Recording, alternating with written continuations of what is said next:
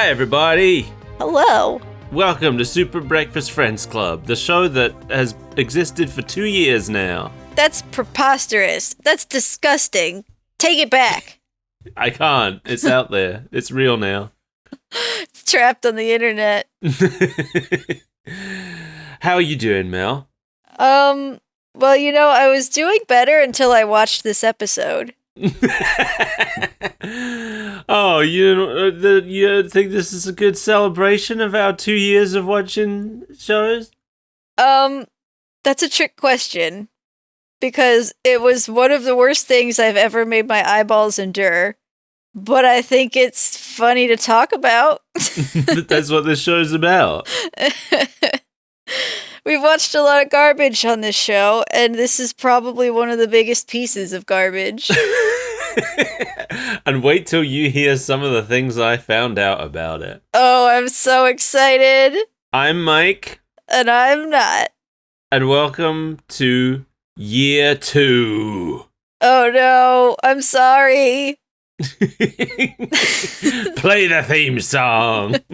Don't, it's bad too.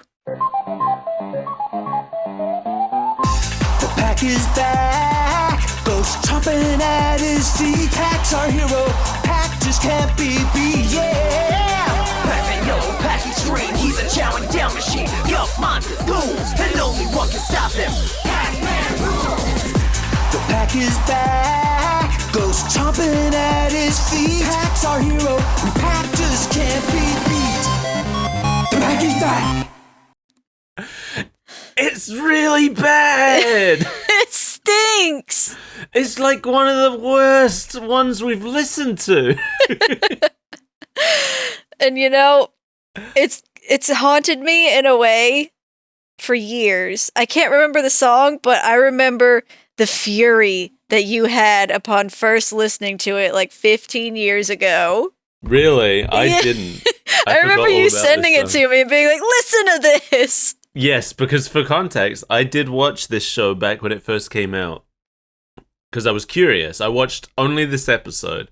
I've never watched any further than this. And, so you remember me being angry about this before. Yeah. I think what makes me the most angry about it is that the music isn't bad. I find the music interesting because it's made up of a lot of, like, Pac-Man sounds. Yeah. Which I think is cool, and we get to hear that better over the end credits. Because it plays without the lyrics there. But the lyrics are so bad. The lyrics and the tune, it's just bad. It sounds like someone is ad-libbing lyrics to a song that they are currently hearing for the first time. Yeah. That right? That's exactly what it felt like to me. It sounds like when I'm singing a song, but I don't know the words and I make them up. Yeah. Pac is back, or something, Pac's the hero. And then something about Scooby-Doo cartoon. So, to talk about this show, first we have to talk about a game called Pac-Man Party. Oh boy. So Pac-Man Party was developed by TOS. I think that's how you say it. They are known for the legendary Starfy games, the Dragon Quest Monsters games. They made a bunch of the Dragon Ball games, like the 90s Dragon Ball games. They made the Game & Watch Gallery games. So like real video games. Yes, good video games. They developed Pac-Man Party for Pac-Man's 30th anniversary. And because it was Pac-Man's 30th anniversary, they redesigned all the characters. Okay. And those designs of the characters stuck around for the next few years. And that's where this Pac-Man design comes from. That's where those weird arms that look like you could tear them off come from. No, I think he has those normally. Does he? With like the weird cuffs almost. Yeah. Yeah, I think regular Pac-Man actually does have those weird like circles where the arms join to the body. What do you mean regular Pac-Man? You're just an orb. How did that come into your character design? Oh, you mean like when did he get arms at all? Yeah, I guess that is my question. Yeah, he's always had arms in the cabinet art. He just didn't have them in the games for a long time. Okay, yeah. If you see the cabinet art, you know, like how he looks in Smash Brothers. Yeah. That's the design from the original cabinet art of the arcade machines. Yeah. I forgot that those were things covered in beautiful art. Yeah. So this design of Pac-Man stayed around for a good few years. But actually, speaking of Smash Brothers, Pac-Man was added to Smash Brothers during the period when this design was in use. But they did not use this design in Smash Brothers because Sakurai hated it. Good. I hate it too. Sakurai's got good taste. I don't hate it. I think it's alright. Actually, I don't know if it's fair to say Sakurai hated it, but he at least didn't want to use it. He wanted to use the original design. I found a quote where he said that if he wasn't allowed to use the original design, he would have considered cutting Pac-Man from the game. Maybe it is unfair to say that I hate the design. I just hate the character so much that it's kind of the same thing. It's very I cannot strange. separate them from each other. Yeah, Pac-Man Party wasn't exactly like fully this Pac-Man. He looked like this Pac-Man, but it was a good 3 years before this show started. So although it looked like this Pac-Man, it didn't take place in this universe. It was still in like the regular Pac-Man universe that we're familiar with. Right, the one that makes sense. Yeah. I have a quote here from the producer of this show, Avi Arad, who is mostly known for producing non-MCU Marvel movies, and he's currently producing the Borderlands and Zelda movies that are being Yikes. made. Yeah. This doesn't bode well. Doesn't bode well for those movies, no. But here's a quote from him about this show before the show came out. As a filmmaker, it's a unique opportunity to get to know the characters you play. We don't know what happened to Pac-Man's parents. He's the only yellow one in Pac-Land. What does that mean? Is it a social statement? We'll find out. Why? I am baffled by this quote because he's posing questions that he himself has invented, or that his show has invented. Nobody has ever thought, wow, there really aren't any other Pac-Mans. No, he's just the one guy, and then it's Mrs. Pac-Man, and they chomp around. Well, this is the thing, like, first of all, I think we do know what happened to Pac-Man's parents. I think there is a game that covered that. But second of all, like, he's the only yellow one in Pac-Land. You're right, what does that mean? But in a different way, because he's not, they're all yellow. Up until this point, every character that we'd been introduced to in Pac-Land was yellow. Yeah? Pac-Man, Ms. Pac-Man, Pac Jr., Baby Pac-Man, Professor Pac, Chomp Chomp. They were all yellow. Yeah. I didn't, like, has there ever even been a differently colored Pac-Man until this? I don't think so. I think this was the first time. That's why it's so baffling. Yeah, and then he's like, is it a social statement? And I mean, what do you would know that. You invented it. Never once in my life have I woken up in the dead of night and thought, where are Pac-Man's parents? I'm sure there's one game that like mentioned them. I can't remember. Oh, actually, I think they've replaced Ms. Pac-Man with Pac-Man's mom recently, but that would have been after this show.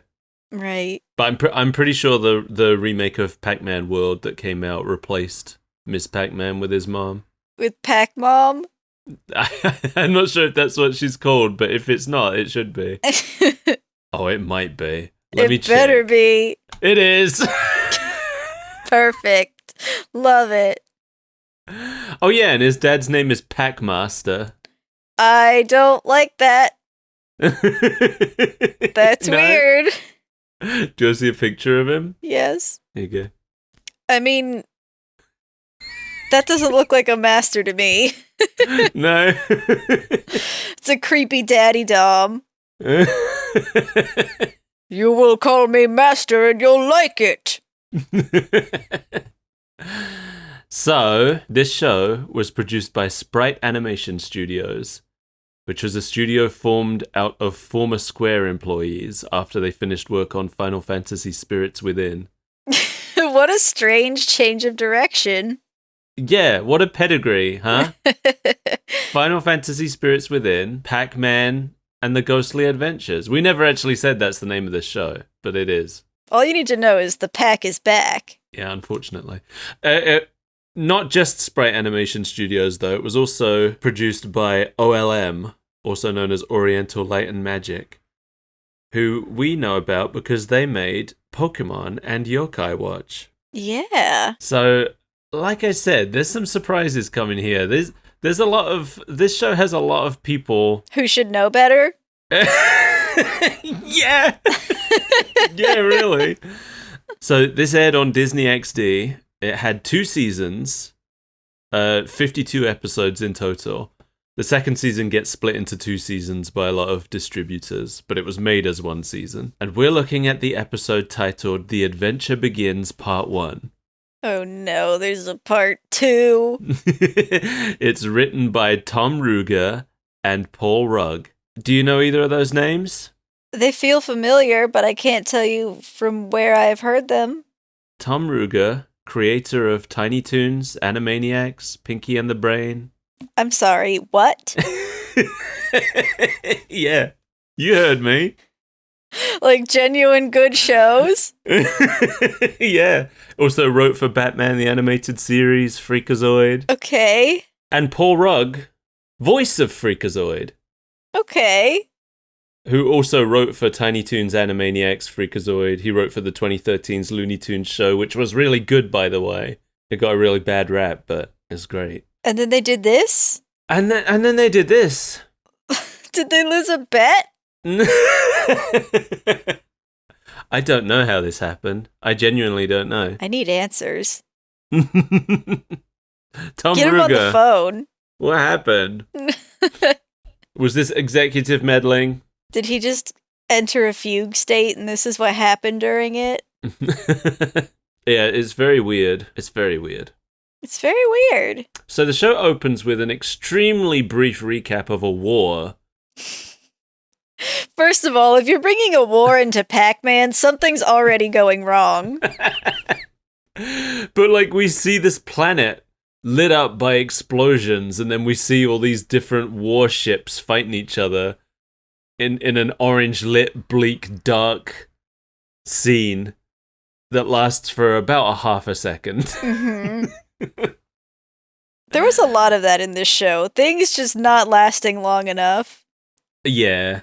And then we suddenly cut to a teacher telling her students about this war. None of the kids in the class believe in ghosts, despite this being a war called the Ghost War, which the teacher has video evidence of on the screen currently. Okay. So she made it sound like this war happened like centuries ago. And I could almost believe that. Like, it's a race that has gone extinct or whatever, so people don't believe in it anymore. Yeah, so far in the past that most people don't believe it. But the then you find out that president was alive during the war! Yeah. Yeah, then you find out that Pac-Man's parents were involved in it. And it's like, oh, so this was like 10 years ago. Right. Like, there are plenty of survivors of this war. Yeah, it's strange. It definitely, it had the feel of like an ancient, like a Breath of the Wild. Like it was 10,000 years ago. We don't know the details anymore. Right, like they're digging up ghost civilizations and not quite understanding what happened. But literally every child in this classroom was apparently alive. It's all government propaganda, man.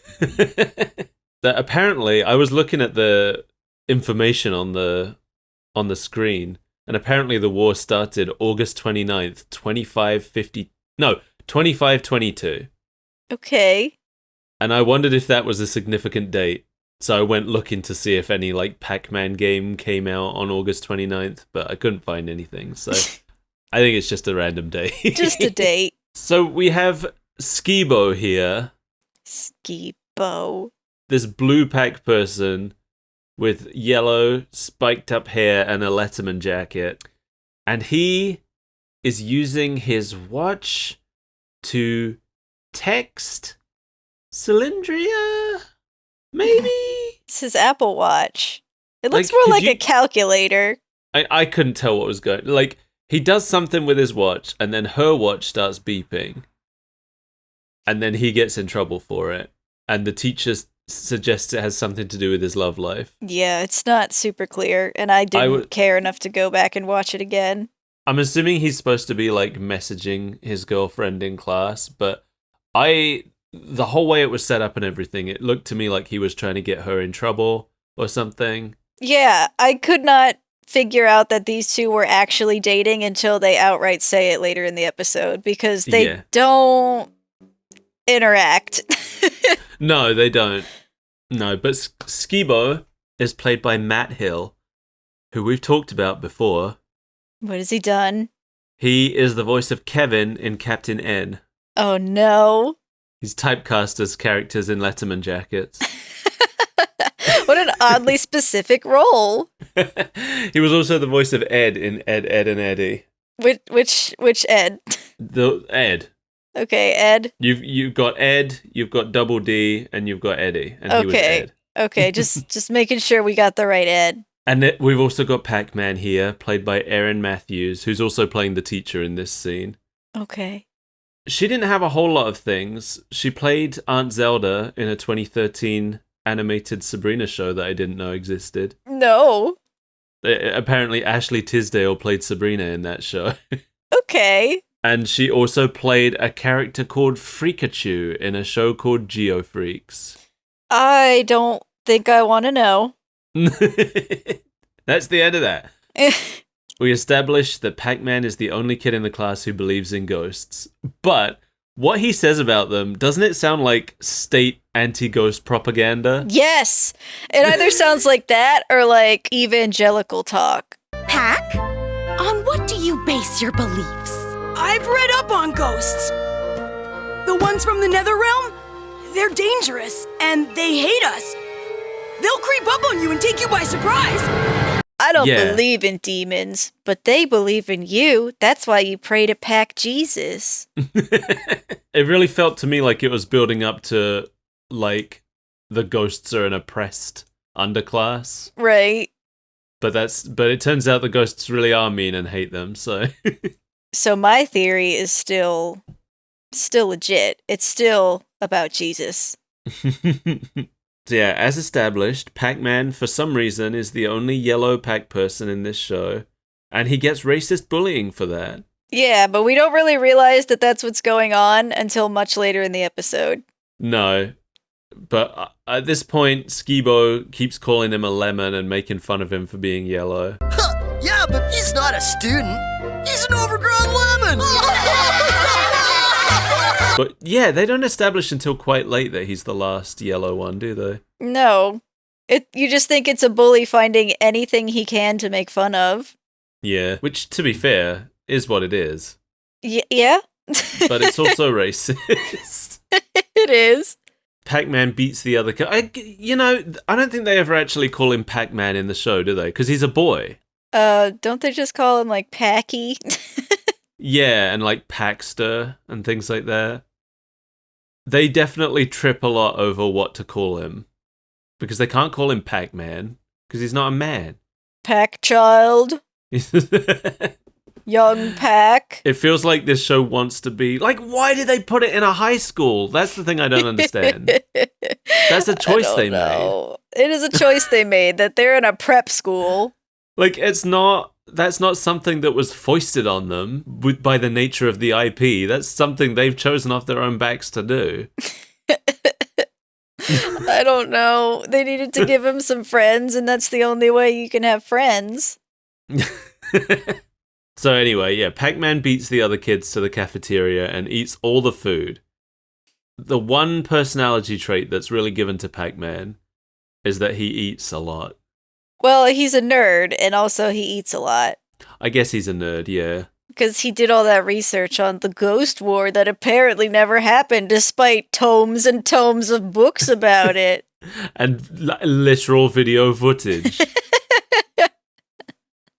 Like, the weird thing is, it's not even just the kids who don't believe in ghosts. There are adults who don't believe in in ghosts, because the news reporter says that she doesn't. Like most Pac-Worlders, I don't believe in ghosts. Right, despite being actively harassed by them. Yeah, despite being in her 20s when the Ghost War happened. I think everybody was just having a bad trip. I know I was. So anyway, Skibo wants to beat Pac-Man up for eating all the food, but Spiral steps in. Apparently, Spiral is Pac-Man's roommate, but I don't think that was established in any way other than Spiral calling him his roomie in this scene. That's exactly it. Also, are we a little bit on the bully side in this? Because if you eat an entire cafeteria's worth of food, it's a buffet. It's specifically stated that it's a buffet, and he eats all of the food. Yeah, it's an all-you-can-eat buffet, and he ate all of it. So all the other children get to starve. Yeah, I think he's got a point. Yeah. Okay. Just making sure. Spiral is played by Sam Vincent, who we have heard before. Last week, in fact. Oh no. What did he do? Now, we didn't talk, when we covered Sonic Underground, I don't think we ever talked about the singing voices of the triplets. I don't think we did either. Sam Vincent is the singing voice of Sonic in Sonic Underground. Okay. People don't always say what they mean, and things are not always what they seem. I personally found Sonic's singing voice unbearable. It's so nasal. I can't say I was paying attention to it because I was freaking out because of that drum animation. It's very nasal. All the singing voices are nasal, but I guess that was the style at the time. Just hold your nose and sing. He's looking at some of the other stuff he did. He's a pretty good actor. He was also Blinky in Bucky O'Hare, not to be confused with Blinky in this show. In Bucky O'Hare, Blinky's the big eyeball robot. Oh. He was Double D in Ed, Ed, and Eddie. Did they just get all of the Eds? So we've got two of the three. I mean, I guess it was both Eds, but no Eddie. When I saw that both Eds were here, I actually went to check if Eddie was in it as well, but he's not, unfortunately. He was also the voice of Crypto the Superdog in the Crypto the Superdog show. And he played Bugs, Daffy, and Tweety in Baby Looney Tunes. Wow. And he had a bunch of anime roles as well. The only ones I was familiar with were Dexter in Hamtaro and Sideswipe in Transformers Armada. Oh, I'm so glad Hamtaro has made it onto the show. We've mentioned Hamtaro before. I thought we had. I can't remember. I love Hamtaro. I love Hamtaro. When they did McDonald's Hamtaro toys, I went back so often trying to get the Cappy one, because Cappy was my favorite Hamtaro. He's a good one. Did you have a favorite? I'm trying to remember who my favorite was. It might have been Dexter. I like Dexter a lot. Was it Oxnard? It was not Oxnard. Anyway. Up until this point, every now and then Pac-Man just pops open this capsule and shoves some berries in his mouth. And I thought he had a problem. I thought he had an addiction. He might still. But he offers some of these berries to Skibo here. And he calls them, I swear he says power bomb berries. But I looked it up and it seems like they're just called power berries. I don't know where the bomb came from. I'm going to play him saying it here. You judge. Okay. Power bomb berries! What was the hamster that had the guitar? I think he was my favorite. I don't remember. I don't remember that many of them. I remember Sandy, who I think was a twin, but I don't remember her brother's name. I remember Bijou. Mm-hmm. Pashmina. Oh, yeah. The weird hamster that always wore a sheet. Oh, yeah. Boss. Yeah. Howdy. I think I've exhausted my Hamtaro memories. Snoozer. Because I never watched the show. I've never seen the show. Oh. I know Hamtaro entirely through the Game Boy games. Oh. Which were really good. They were actually made by Nintendo, so... Legitimate hamster games. Yeah, they were fun. They had a real, Link's Awakening feel to them. That's incredible. I should emulate them. You should. You'd like them, I think. They're fun. So anyway... So these berries that Pac-Man has given Skibo are apparently disgusting. Skibo picks Pac-Man up and shakes him, and then Pac-Man like power burps him across the room. And that's pretty much like the funniest joke in this show. I hesitate to call it a joke, but I thought it was funny just because I was like, that's a dumb joke that Mike and I would make. Yeah, what was it? Or should we wait till we get there? Well, I don't have notes about it, so unless you have notes about it. I don't know what you're talking about, so probably not. We could probably wait till we get there, and it'll be more relevant. I won't have to explain everything. Okay. So, Skibo chases Pac-Man out of the school and into a nearby hedge maze. Yeah, why is there a forbidden hedge maze on the grounds? Because it's Pac-Man, and you gotta have a maze. I know, but like, there's even like warnings outside that say you're not allowed in without permission. It's like, why is it here then? I know. Did you notice that the maze was called Level 256? No. Yeah, it's Level 256, which is a reference to the final stage of the original Pac-Man game. 256? Yeah. Jesus. It only stops at 256 because of a glitch. Otherwise, it just goes on indefinitely. It's programmed to go on indefinitely, but when it reaches 256, there is some kind of overflow bug, which causes the stage to generate just complete garbage nonsense. Cool. So you can't beat it. So technically, level 256 is the final stage, but they also call it the kill screen because it's where the game bugs out and you can't progress any further.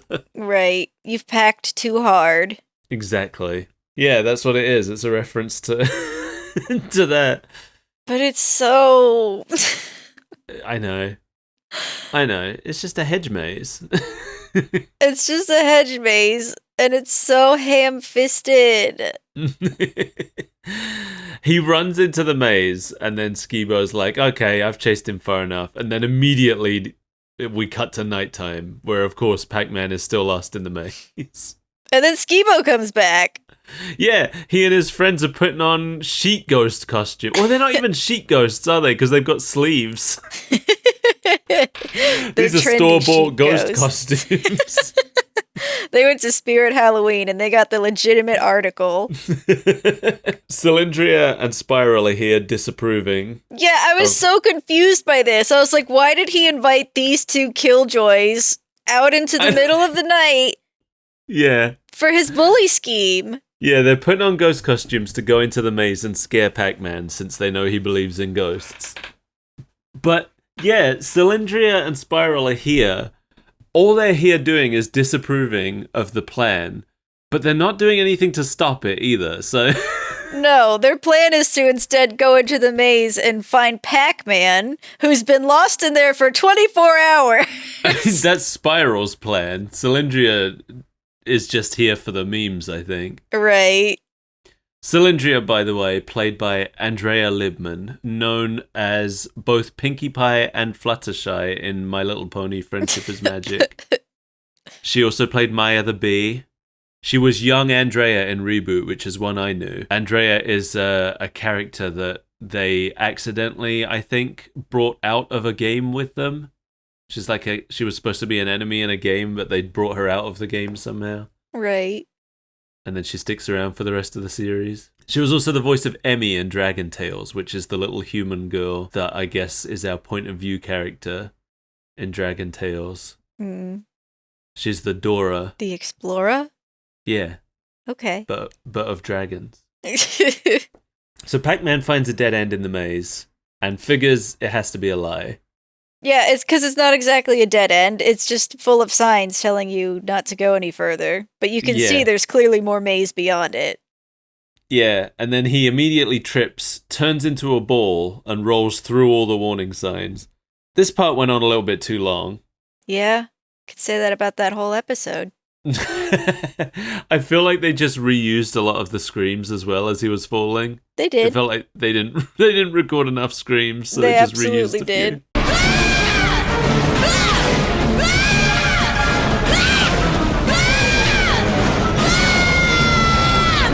Yeah, he finds himself in a temple which has the original ghost sprite from the first game all over the walls. And he accidentally opens the door to Ghost World and ghosts come flooding out. Oh my god, it was so irritating. It's like, oh no, I've tripped and I've stumbled and I've fallen on this lever and then I stepped backwards perfectly onto the button that released the ghosts. I quite liked that it wasn't just like one thing, because anything else it would have just been like, oh no, I pushed the big red button, but it was like, oh no, I pressed the lever, oh, and then I stood on the button. If this was a better show, I would absolutely agree with you, because you could play it up for laughs by having like 15 stupid little things you need to accidentally do. Yeah. But this isn't a good show, so it just feels bad. Yeah, it's like the show's already put a bad taste in your mouth. Right. So Pac-Man's just an annoying little whiner. It's like, oh, I accidentally triggered the ghosts. Well, they don't even explain any of it. You're really relying on the audience to see what happened here. Mm-hmm. And I guess I like that. I would have been more annoyed by it if he would have been like, what was that lever? Oh, what was that button? Yeah. The fact that he doesn't say anything endears me a little bit more to him. But then we have a very predictable joke. So, all the ghosts are fake? That's right, Butterball. Everyone knows there ain't no such thing as ghosts. Except you. Then maybe someone should tell them that there's no such thing as...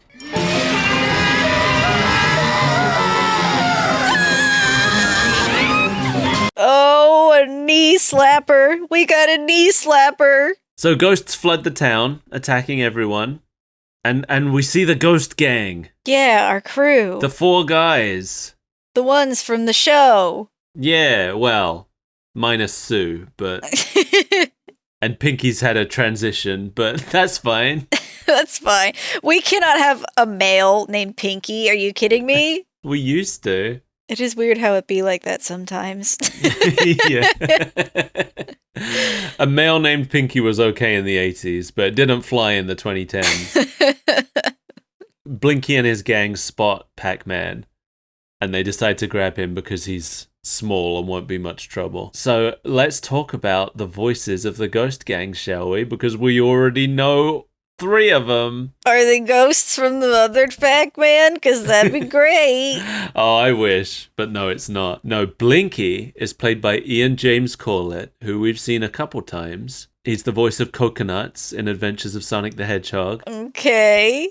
And he was the voice of Mega Man in the Mega Man show. Coconuts was the better role. Yeah, I agree. Then we have Inky, played by Lee Tokar, also known as John Talbane in Darkstalkers. Okay. And Clyde is played by Brian Drummond, the voice of Knuckles in Sonic Underground. Yes!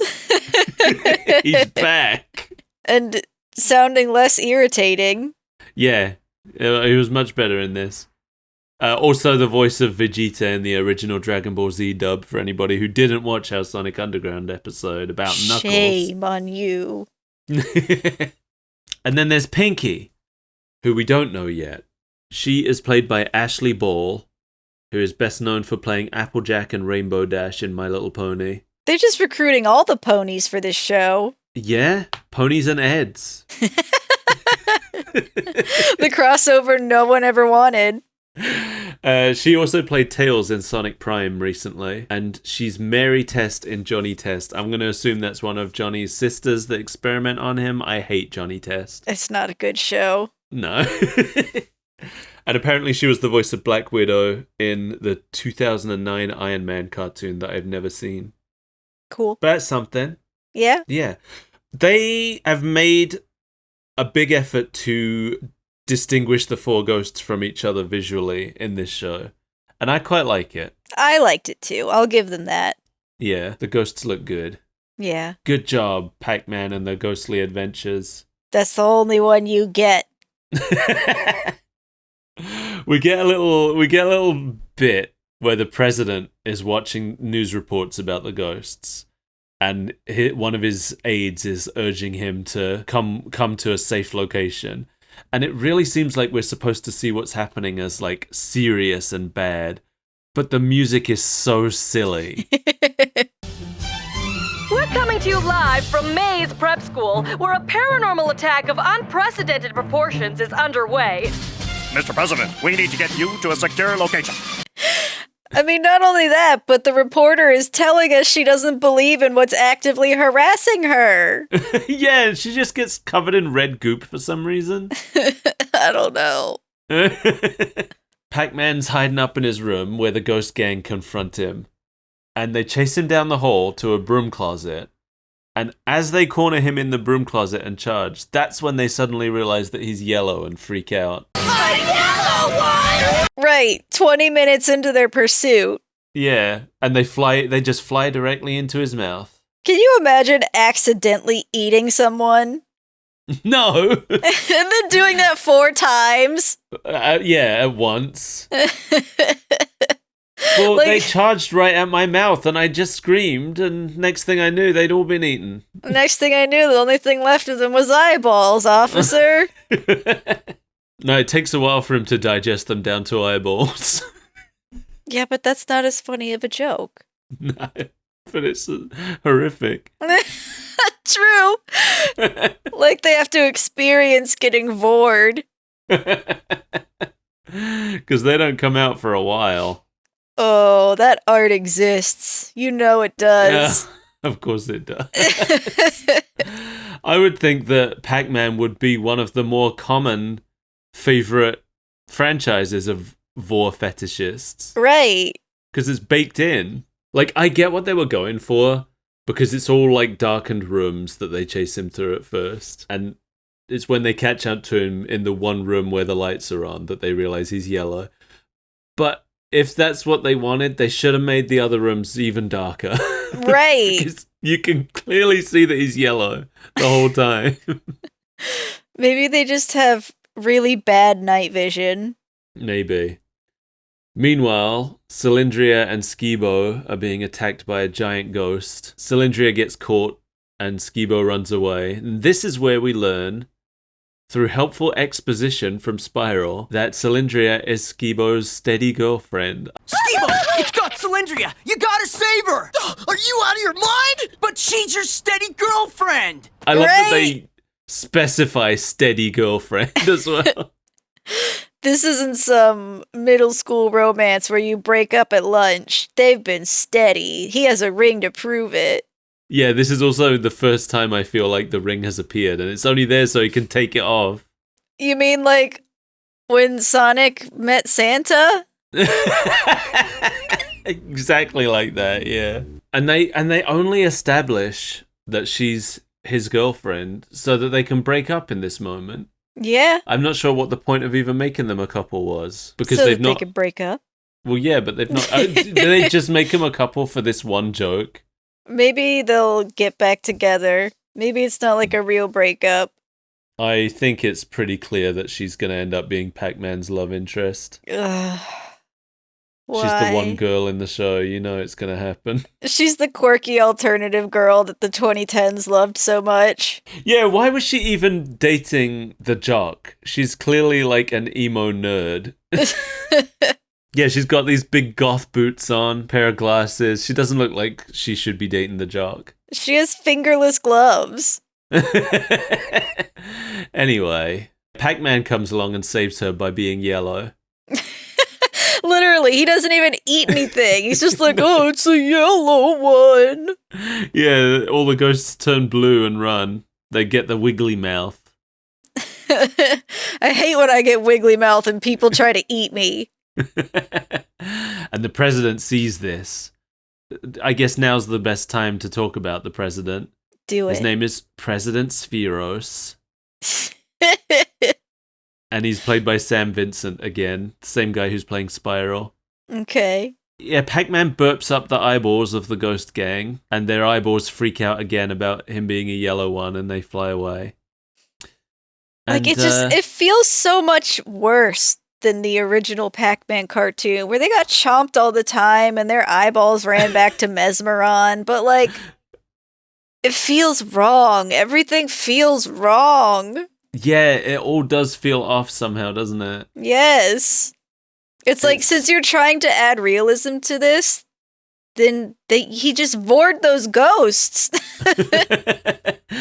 There's something, I want to say, this whole show feels very much like it was made by committee.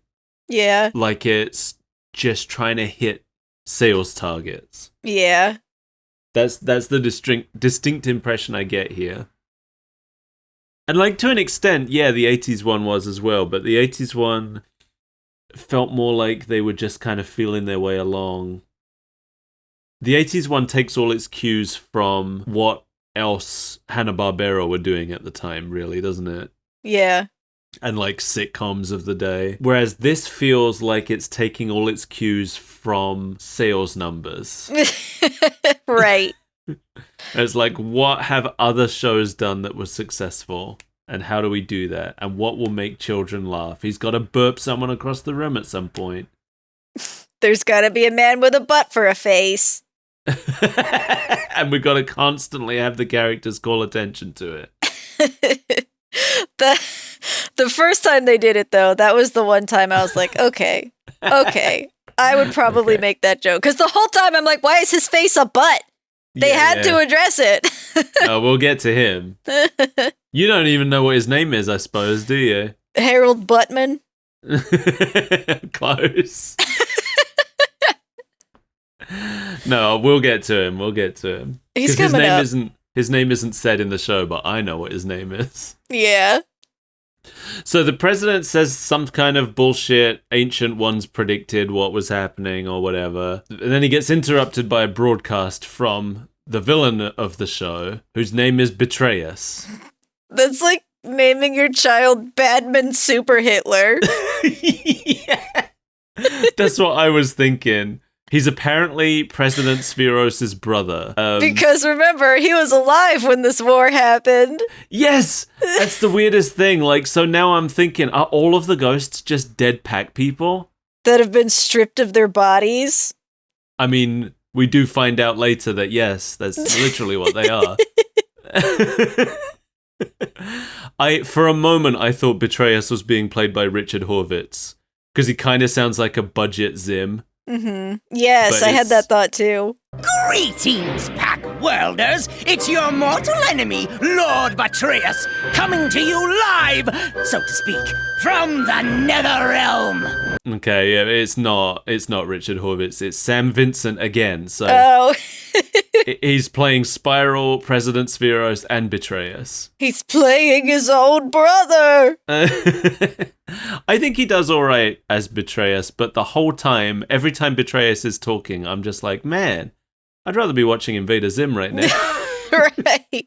I have no problem with the acting of Betrayus, just the character. So Spheros makes a speech about how disgusting the enemy are. Today we have met the enemies, and they are disgusting. They're also dead, so that'll make them tough to kill. Then Betrayus notices all his ghosts are returning. He's trying to rest on his laurels. He's trying to suck the drink out of a coconut through a bone. That really is what he's doing. It was quite distracting. I'm like, those typically aren't hollow. Unless you got some bird bones in there. You can hollow them out. You can get that marrow out of there. Suck it out. It's probably what he did first. I just really need an edgy straw. So the ghosts come back and they tell Betrayus that they saw a yellow one. And he's furious because he thought that he wiped out the yellow ones. And the eyes... When the ghost gang's eyes come back, they fly into a regeneration chamber and then regenerate. Mm-hmm. That's a pretty...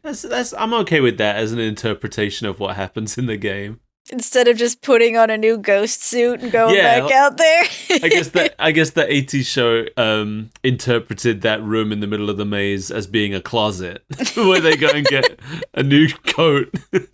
But this interprets it as a chamber where they regenerate. Yeah.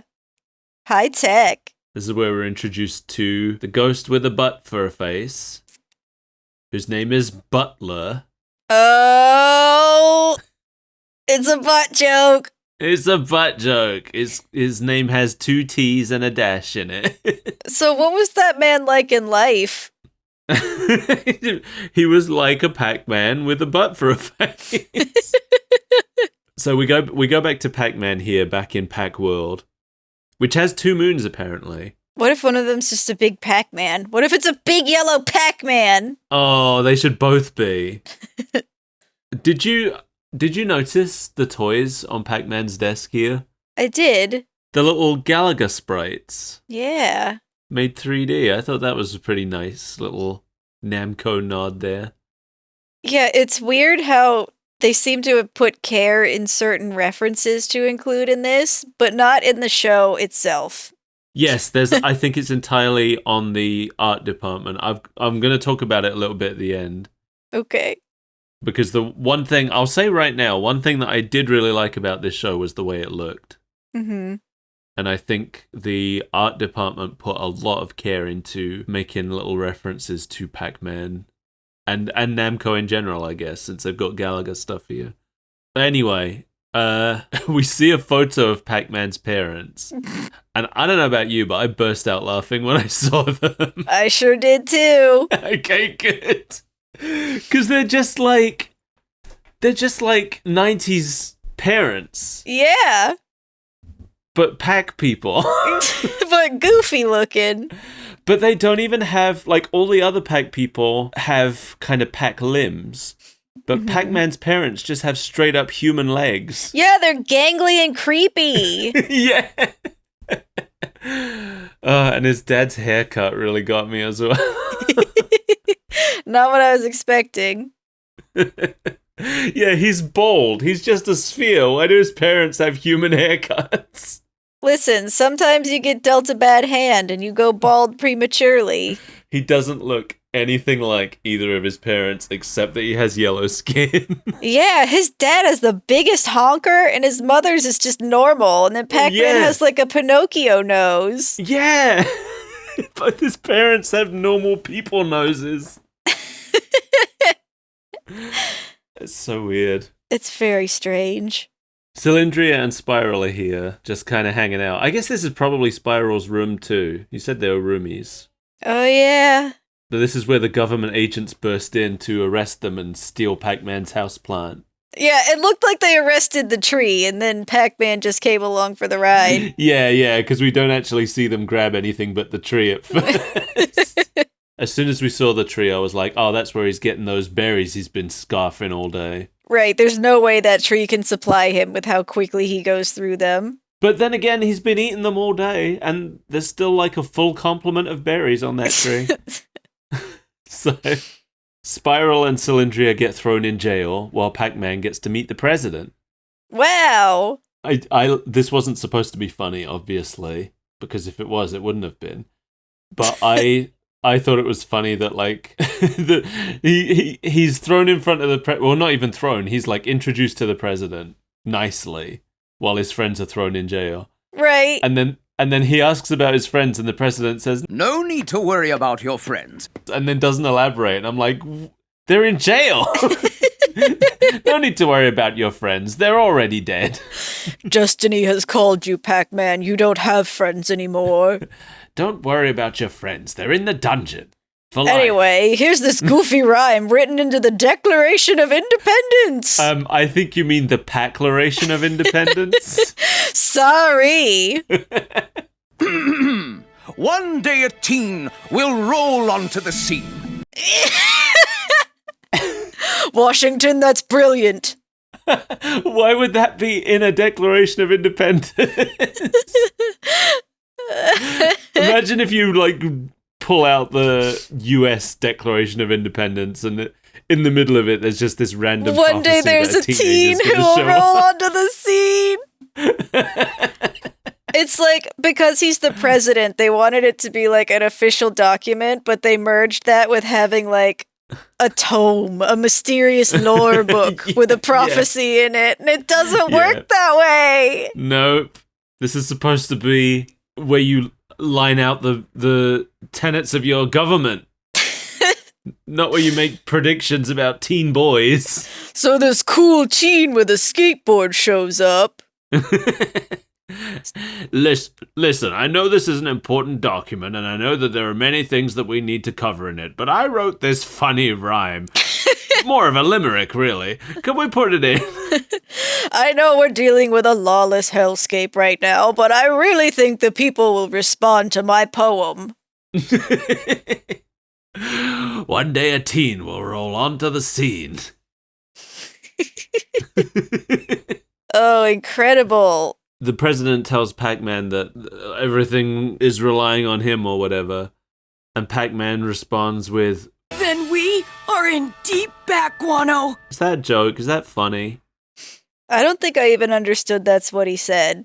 Is that a funny thing to say in the 2010s? Is that what No, the kids were into? that was never funny. But maybe it'll be funny in the year 25 whatever. Oh, yeah. 25-22. These No, are wait. future jokes. No, 25-22 is when the war started, which means it's got to be at least 25-27 now.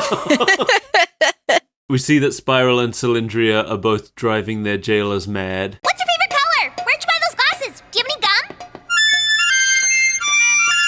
I got the jailhouse blues. I mean, it's apparently driving them crazy, but then in a later scene, we see that she had apparently had a conversation with them and made friends with them, so... Right! It's like the president paged them and said, all right, stop the torture device, they're friends now. And in the walk up to the office, they were kind to them. No, the president doesn't even tell them to release them. They just... I know, but I'm saying... Oh, right. Yeah, they just bring the prisoners up to the president because they can't deal with them anymore. Is that why they do it, though? Because Yeah. it's perfectly timed with Pac-Man accepting his destiny. I know, but then the president turns around and sees them standing there and he's like, oh, you couldn't handle them, huh? It's bad. It's not good writing. I'm pretty sure it's supposed to be a coincidence. Anyway, we learn about the house plant, which apparently is something Pac-Man's parents left him before they... Died? You can't say the word... Yeah, you can't say the word died on Saturday mornings, so... That's why we have the Shadow Realm. Before they were stripped of their corporeal form and sent to the netherworld. Right. Yes. So, okay, first of all, the president was apparently very good friends with Pac-Man's parents, but didn't, like, when they died, he didn't bother to keep in touch with Pac-Man at all. No. It was just like, oh yeah, put him in an orphanage. I don't want to deal with it. Which is especially boggling if he knew this prophecy about a yellow boy. Yeah. Knowing that there's no more yellow Pac-Men. And apparently his parents were the rulers of Pac-World. Looking like a 90s couple. Yeah. Yeah, just looking like middle-class, suburban soccer mom. Yeah, they were the rulers. They were the rulers of Pac-World, and they died, and Pac-Man, I guess, was just tossed into the boarding school system with no knowledge that he was royalty, I guess. If they were the rulers, why do we now have a president? Well, I wonder if that's the reason that he didn't... Like, maybe he was hoping that Pac-Man would get lost in the system. We can't go back to a monarchy. It was hell. I'm the one who wrote this Pac-Declaration of Pac Dependence. I'll write another poem if I have to. You're no longer the prophet. We're going to send this child alone to fight the ghosts so that he dies. Oh, it was actually about a blue teen. Sorry, I misread that. So yes, the president tells Pac-Man about the war, and yeah, like you said, how after Betrayus was defeated, he and his minions were Stripped of his corporeal body, and the spirits were sentenced to the nether realm for eternity. They killed them. That's what they're saying here. They killed them. Right. It shows us them hooked up to torture devices and watching the ghosts get flayed from their bodies, but they're dead. But this raised a really big question for me, because this confirms that during the war, Betrayus and his minions were not ghosts yet. Yes. So why do they call it the Ghost War? Because the outcome was ghosts that nobody believes in. The outcome was ghosts. It's true. So the president tells Pac-Man that the berries give him the power to defeat ghosts. But he already ate the ghosts before without the berries. Well, he's been going ham on those berries all day. That's true. That's true. I guess the president just gives him more berries. Yeah. Because the president here introduces him to the Tree of Life, which is basically our power pellet forest. Yep. Of this show. But with a bunch of fancy berries. Yeah, healthy purple berries. All kinds of different... No, he was eating healthy purple berries to begin with. This has purple berries on it too. Yeah, but now he's got orange berries too. From Orange Joe. Cylindria shows up just in time to see the tree with Spiral, and she calls it a Mondo tree in 2013. She called it a Mondo tree. Cool slang. Yeah, that was old slang when we were kids. Yep. Like when in the 90s when people were using Mondo in cartoons, I was like, nobody says Mondo anymore. What is this, the 70s? And now here we are in 2013. Trying to bring it back. What are you doing, Tom Ruger? You can't do that. You can't just resurrect dead slang. You can't make your teens say garbage. So the president says, We're not sure what powers come with each berry, but we do know that they all give you the ability to defeat ghosts. How? You must eat them. Eat the berries? I can do that. Yes, then you eat the ghosts. Oh, no way. Been there, done that. No, thank you. But to defeat them, you must eat them. You have to eat the ghosts. So an alarm goes off to say the ghosts are coming. And then, like, they just open the ceiling of the building to let them in. To let them in to take the Tree of Life? Yeah, that they don't want them to take. Why did they open the ceiling? Right, how do the ghosts know it's there? When nobody else in the world knows that these healthy purple berries exist. I know. Why is this suddenly the target? Well, no, the target is Pac-Man. They're after Pac-Man. That's what they've been told. Okay. He told them all to go after the yellow one. So they just steal the tree because they see he keeps eating the berries? I guess so. It's not clear. I think the president is working against the people. Maybe the president is actually Betrayus and his brother was wrongfully cast into hell. All the Pac people have names like shapes, right? Yeah. So the president's parents were just like, oh, we'll name that one Spheros because he's kind of spherical. And we'll name that one Betrayus because... Because he's a bastard. He came out the womb all wrong. Betrayed me, I can tell you that. Betrayed my figure. Anyway, Pac-Man eats some berries and starts eating ghosts. There's a remix of some Pac-Man music playing.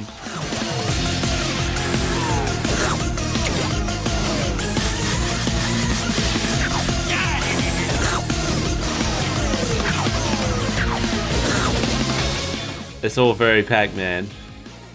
Yeah. And then the fire ghost shows up. Yeah, he eats a light blue berry and he turns into an ice Pac-Man. And I know this was the biggest rant I had at you about this show back when it came out. Oh yeah, it still lives rent-free in my head. He eats the ice berry and he turns into an ice Pac-Man. But then he still just eats the ghost.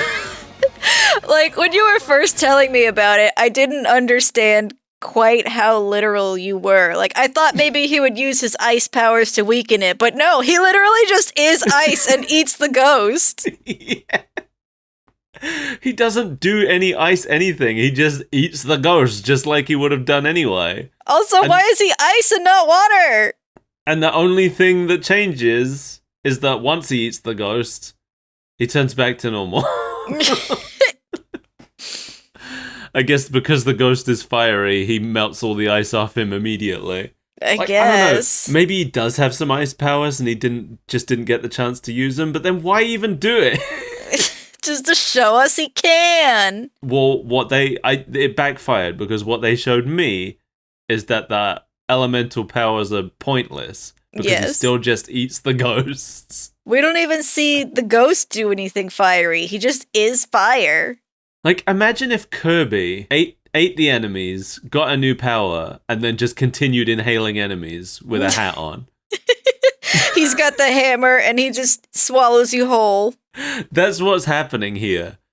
Kirby gets the fire hat and then he still just keeps inhaling people anyway. And the only fire is on his head. It's dumb. Yeah. But Pac-Man spots the ghost gang and recognizes them. And he chases them into the president's office under the desk. And they ask to make a deal. And Pac-Man's just like, yeah, okay, even though no deal is defined. Can't we work something out? What do you mean? You know, make a deal between us. Yeah. You know, you scratch our back and we scratch yours. Well, all right. No deal is defined. The ghosts just stay there. Like, what? Yeah, I don't know what happened there. And then Pac-Man looks to his friends like, we did it. We saved the day. Yeah, he's like, we've done it. We've won. And then There's they look still out the ghosts window under and the see desk. the tree being And carried away. And the tree. That was the funniest moment of the show for me. Yeah. And the thing is, it's not intended to be funny, but just having him be like, yeah, we won. And then they immediately look out the window and see the ghosts taking away the one thing he was supposed to protect. And then Betrayer shows up on a monitor to gloat about it. And Pac-Man has that like serious, like, we've lost everything moment. Mm-hmm.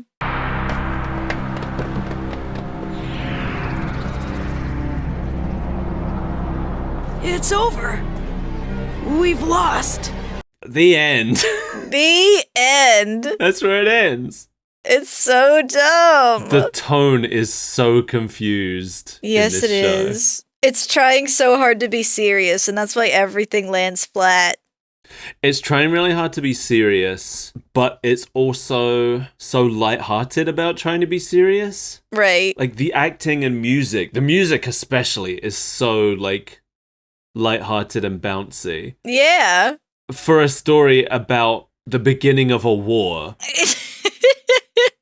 And murdering hundreds of people.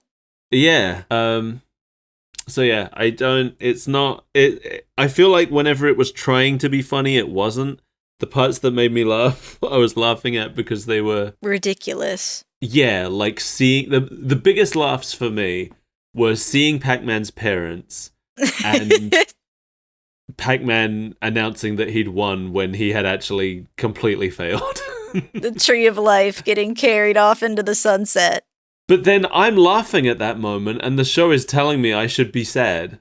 Yeah. You know, it's trying to make me sad. It's all dark lighting and Pac-Man is like, oh no, we've lost everything. Meanwhile, I'm like, that was the funniest part of the show. Idiot in his tree. Teen roll onto the scene. That was funny too.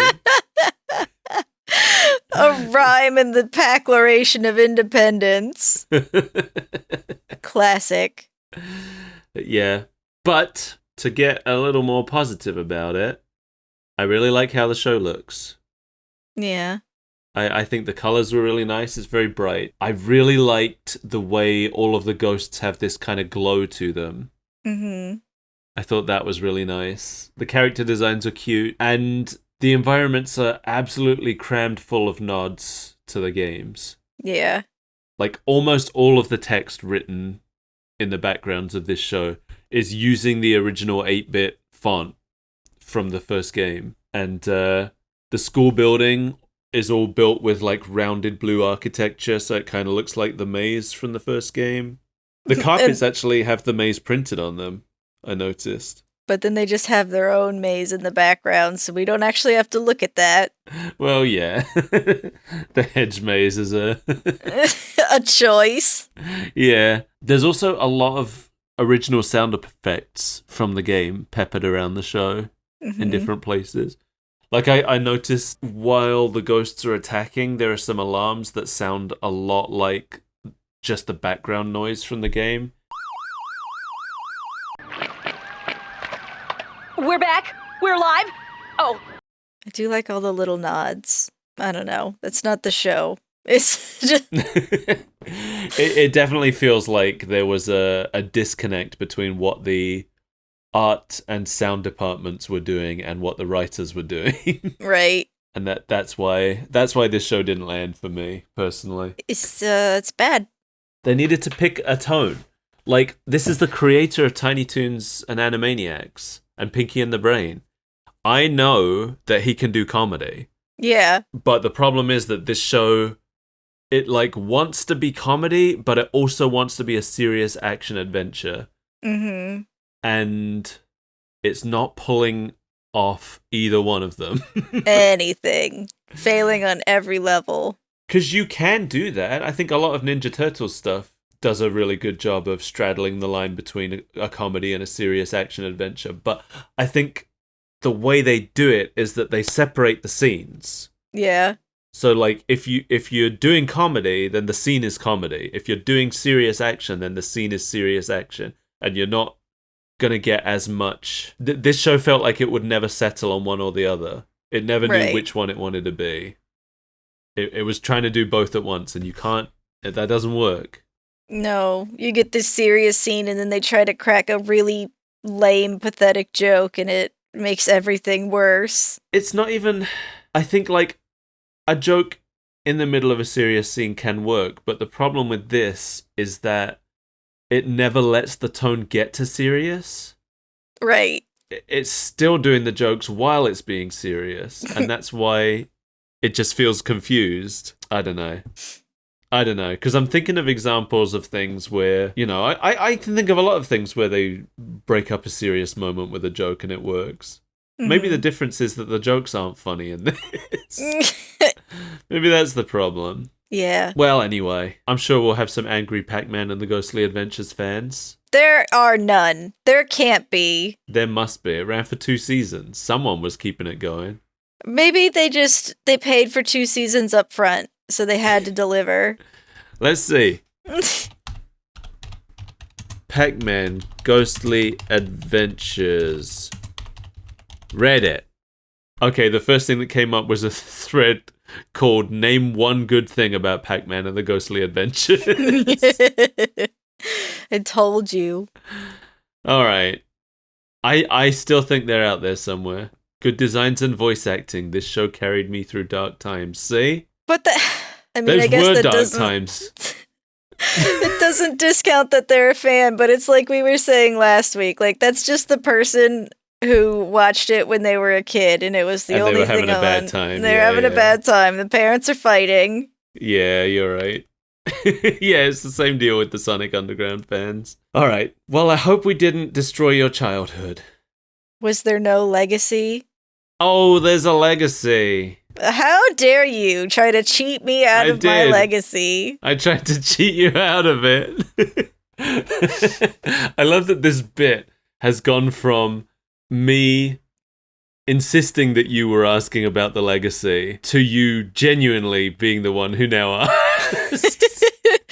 Listen, we're not both going to be the one that keeps the show on track, but as long as one of us is, you're right. We just have to alternate.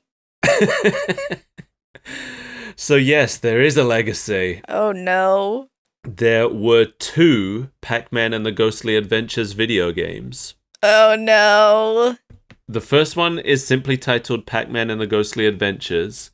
So I wondered if it would be an adaptation of the show, you know? You know how they do that sometimes, where you just play through episodes? Right.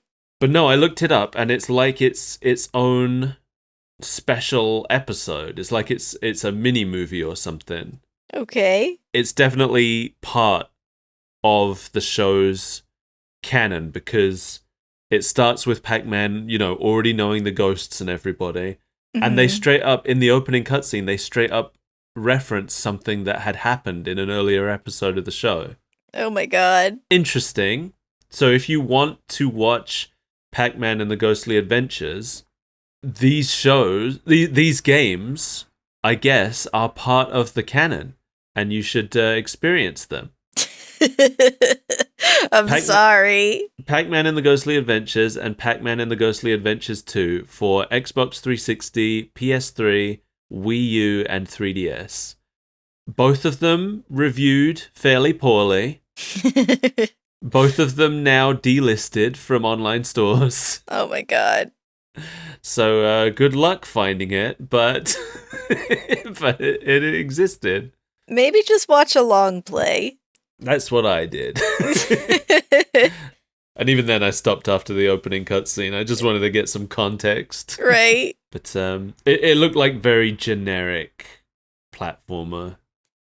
Like 3D platformer of the day. No. Yeah, can you believe it? So that's it. That's the whole legacy. They have erased it. Good. They delisted the legacy. The world's better for it. Yeah, I think they really just want people remembering Pac-Man as he was before this happened. Mm-hmm. And I get it. That's how I want to remember him. I wouldn't mind remembering these versions of the ghosts, though. I think they're pretty good designs. Fine. You know, I love the normal Pac-Man ghosts, but, you know, they all look the same. Yeah. Just different colors, which Yeah. made sense at the time, but now is the future. We have things like character designers. We're in the 2520s. Possibly 30s. That's true, yeah. But definitely not the 40s. No. Because Pac-Man won't be in high school anymore. Why did they put him in high school? You know, because it's important to the story. Did they think that kids wouldn't be able to relate to an adult Pac-Man? Maybe. We But need this a show's- trendy young one. But he's a teenager. And this show's definitely not aimed at teenagers. Well, teenagers are cool, though. Oh, you think that's what it is? Maybe. They want them to look up to him, but not like they would look up to a grown-up. Mm-hmm. Because children don't like grown-ups. That's why Batman failed. Right. That's why Batman's the worst. I didn't want to watch characters at school when I was a kid. I went to school. I wanted to get away from school. Yeah, I wanted to come home and not... Okay, the only character who went to school that I liked was Hey Arnold, I think. But most of the time he wasn't in school. Most of the time he was around his neighborhood. With his schoolmates. Yeah. What other shows were there that were in a school? As told by Ginger. I didn't like that. I liked it in the beginning because I liked how you could see the seasons changing over the course of the episodes. But I got tired of the characters quite quickly. I didn't like either of her friends. No, they were the worst. I think ironically the only character I ended up liking in As Told by Ginger was the blonde, like preppy cheerleader girl who I thought Courtney they set Gripling? up. Was that her name? Yeah. I thought they set her up as like, you're not supposed to like this character, but she felt the most real to me, even though she was really exaggerated. You weren't supposed to like her friend. You weren't. I feel like you weren't supposed to like anyone in that show. You're supposed to like her weird little brother. I liked Ginger's mom. Yeah, she was cool. She was good. Yeah, I even stopped liking Ginger by the end of the show. But you know, someone once told me the grass was much greener on the other side. I paid a visit, but it's possible I missed it. Seems different, but exactly the same. Thanks for joining us, everyone. This is the part where we get out our harmonica and dance for money. If you enjoyed listening to this, you can subscribe or like and subscribe or whatever happens at the place where you're listening to this. Tell a friend. Tell 2 friends. Tell 3 friends. That's excessive. Whoa, who even has 3 friends? Yeah.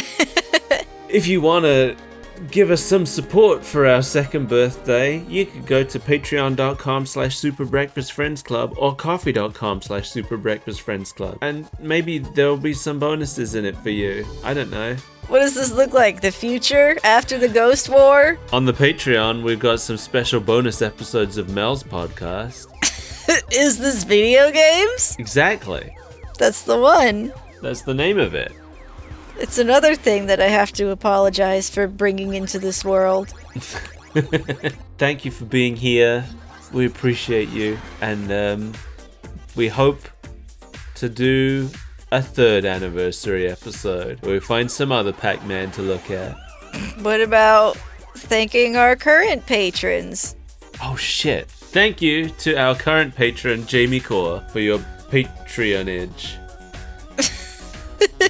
You've been here for a while, Jamie. We appreciate it. We do. Thank you for buying me a microphone. I don't have one yet. We'll get there. We're working on it. We're working on it. It'll be Then good. maybe I'll stop hitting the microphone when I animate my arms too violently. But don't count on it. Now it's just further away, but it's not out of my reach. Bye.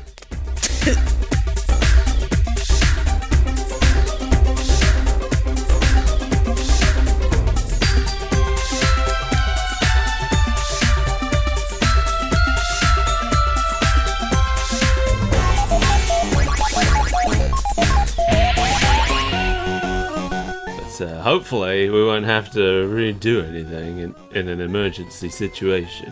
No, I'll be dead by then. Cool. Okay. You're not allowed to be, you know. Listen, So this...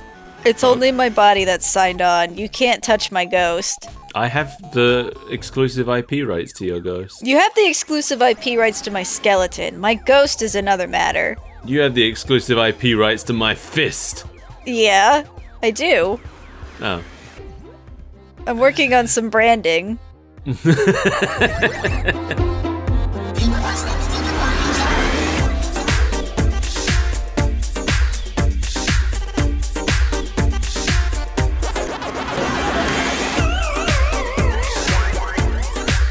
Oh no. Alright, hang on. Oh no. What? What is the password for our Patreon? Oh, Mike! It's fine, it's fine. Isn't it the same one it always is? Big butt 6969? No, I changed it. Someone guessed it. Oh no! No, it's okay, it's okay. I got in. I got in like the guy from Tron. Tron himself? No, he was already in. The other guy. Tron. No! Jeff Bridges. Oh.